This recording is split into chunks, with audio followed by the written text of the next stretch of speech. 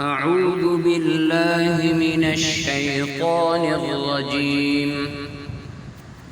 وإذ قال لقمان لابنه وهو يعظه يا بني لا تشرك بالله إن الشرك لظلم عظيم.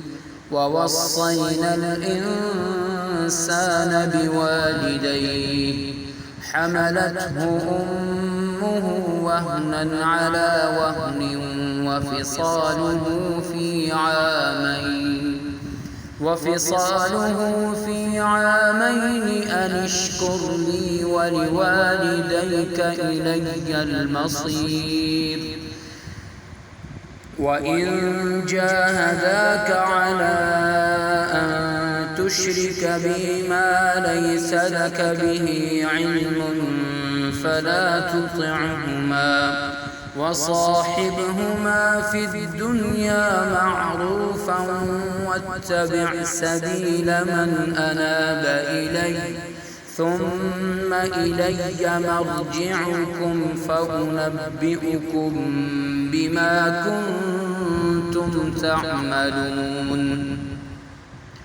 يا بني إنها إن تك مثقال حبة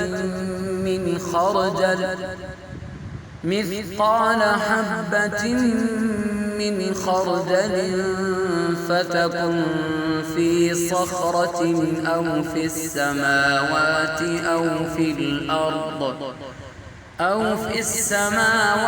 أو في الأرض يأت بها الله إن الله لطيف خبير.